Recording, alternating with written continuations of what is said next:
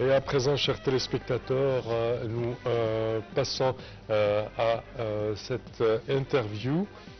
Oui, avec nous, Madame Nadia Khalil, pour nous parler de l'inauguration de ce grand musée. Bonjour. Bonjour monsieur et bonjour à tous vos spectateurs. Merci à vous. Alors premièrement, quand on parle de ce grand musée égyptien et l'inauguration grandiose d'hier, quel effet a-t-elle laissé chez vous en tant que spécialiste de tourisme? L'inauguration du musée, c'est déjà un événement qui mérite bien sûr que tout le monde apprécie. En dehors de la fête qui a été célébrée, pour moi personnellement, je trouve que ça n'avait pas d'importance. L'essentiel, c'est que le grand musée est enfin inauguré et qu'on verra enfin le trésor de Toutankhamon exposé dans sa totalité, bien sûr. J'ai un reproche seulement pour je sais pas, le metteur en scène ou celui qui était responsable de l'émission. Quand le président saluait les invités, ils n'ont pas noté, ils n'ont pas mis le nom de la personne à qui le président s'adresse ou salue. Oui, je pense que tout spectacle a quelques, je dirais, petits défauts. Néanmoins, le spectacle tout entier... C'est un reproche. Oui, certainement. Parce qu'on n'est pas tous supposés connaître tout le monde. Oui. Alors, bien, des personnalités de tel, disons, niveau, il fallait que quand même soit présenté à la population.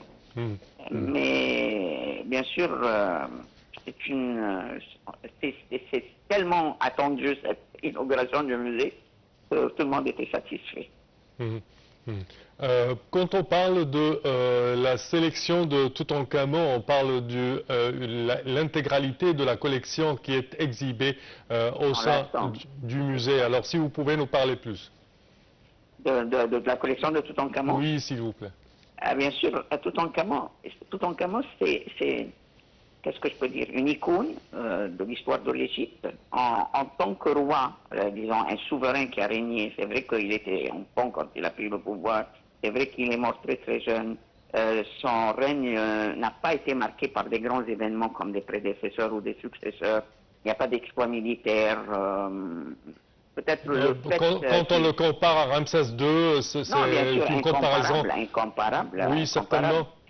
Mais Toutankhamon, ce qui a fait la célébrité de ce roi, c'est la découverte de sa tombe intacte. Et c'est la seule tombe royale de la vallée des rois qui nous est parvenue intacte. Ça, c'est vraiment la grande marque, nous allons dire, de ce souverain. Y compris qu'avec un petit tombeau, quand on compare la tombe de Toutankhamon avec les autres hypogées qui trouvaient dans la vallée des rois, c'est vraiment parmi les petits tombeaux les moins décorés. Ramsès VI, par exemple, ou... Ces six premiers, les autres, les tombes qu'on visite actuellement, celui-là, vraiment, il ne mérite pas l'attention. En tant que tombeau, il ne mérite pas l'attention. Mais c'est sa collection, c'est le trésor qu'on a trouvé dans ce tombeau qui nous touche, ça nous fait rêver, franchement. Et quand on réfléchit en disant, tiens, tout cela dans une petite tombe, qu'est-ce qu'il pouvait y avoir dans les grands tombeaux? Alors là... On reste vraiment bouche bée. On regrette tout ce qui a pu être emporté de ces tombeaux. Certainement. Espérons le récupérer un de ces jours. Ça c'est un peu difficile parce que ça fait des milliers d'années maintenant disparu. Non, avec impatience, franchement, on attend la visite C'est vrai que nous, en tant que guide, on a déjà visité la collection de Toutankhamon, mais dans le vieux musée, elle n'était pas toute exposée. Oui. Le vieux musée, moi, c'est un mot que je n'aime pas dire, mais malheureusement, il y a une comparaison quand on dit le grand musée, le nouveau grand musée, et donc on est obligé de marquer l'autre comme étant le vieux. Mais non, encore il y a les trésors, il y a encore les trésors de la... Moi, je trouve que la structure de l'ancien empire, ces merveilles, ces chefs-d'œuvre sont dans le musée del Tahrir. Il n'avait pas tout exposé dans l'ancien musée, la collection de Toutankhamon. Il y avait deux grandes galeries avec une salle où il y avait les trésors, les objets les plus précieux. Alors, pour voir la totalité de ce qu'il y avait dans le tombeau, alors ça une attente impatiemment. J'attends vraiment le 4 pour que je puisse y aller. Oui. Moi, comme juste visiteur de musée, j'étais au musée du Louvre et là, j'ai trouvé que le sarcophage est exhibé dans une double vitrine. Alors là, il y a le couvercle du sarcophage qui est exhibé seul avec, de l'autre côté du couvercle, il y a toujours un dessin de la personne qui est momifiée, juste debout, avec sa forme en vie, par exemple. Là, je ne sais pas, est-ce que cela a été fait au Grand Musée égyptien ou pas? Non, je ne pense pas. N'oubliez pas que personne n'a encore visité les galeries de Toutankhamon. Elles viennent Ouais. d'être inaugurées hier seulement. Oui, Donc c'est pour ça que je dis on attend impatiemment pour qu'on puisse y aller visiter. ça. Non, mais quand il était exposé dans l'autre musée, Oui. le couvercle était au-dessus de la cuve. On n'avait pas Ouais. besoin de l'ouvrir. Le cercueil en or. N'oubliez pas que Toutankhamon avait 3 Oui. cercueils, Oui. emboîtés l'un dans l'autre. Oui. À l'intérieur du sarcophage en pierre, il y avait 3 cercueils emboîtés dans l'être. Il y avait Oui. les 2 premiers, ils étaient en bois couvert de feuilles d'or. Avec, le second, il y avait des incrustations de pierres semi-précieuses et pâtes de verre colorées. Mais le 3e cercueil qui renfermait la momie de Toutankhamon, il était en or massif. Il pèse 110 kg d'or, avec des incrustations de pierres semi-précieuses. Je ne pense pas qu'ils feront comme au Louvre, mais je ne sais pas, mais je pense qu'il suffit de le montrer tel qu'il est, le cercueil tel qu'il était, exposé dans l'autre musée. Oui, ce qui m'a vraiment ébloui avec le masque de Toutankhamon, c'est toujours l'artisanat de l'orfèvre et du travail de l'or. C'est vraiment incroyable.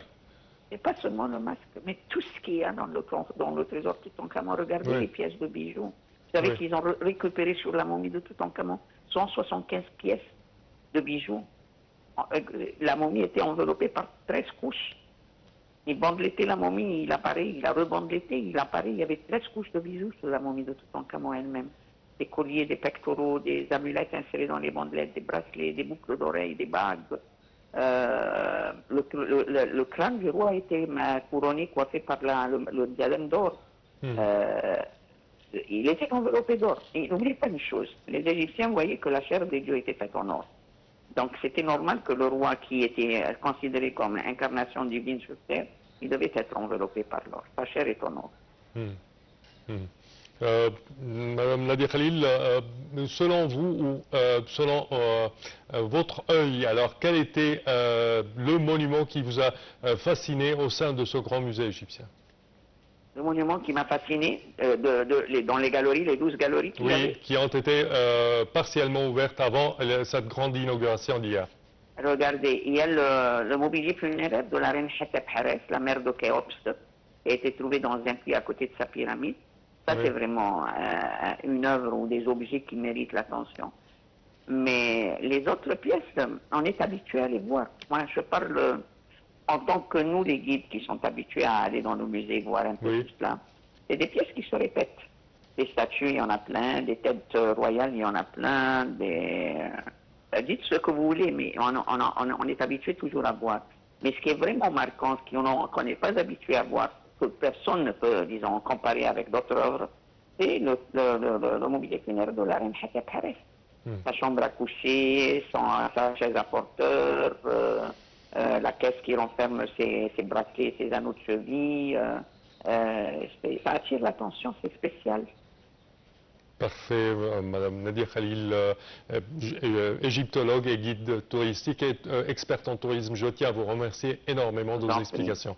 Merci à vous et espérons que cette inauguration du Grand Musée égyptien vous fera tellement de fierté en visitant le Grand Musée égyptien. Chers téléspectateurs, à présent, nous passons directement pour notre rappel de l'actualité en bref avec ma collègue Mahel Mahdi.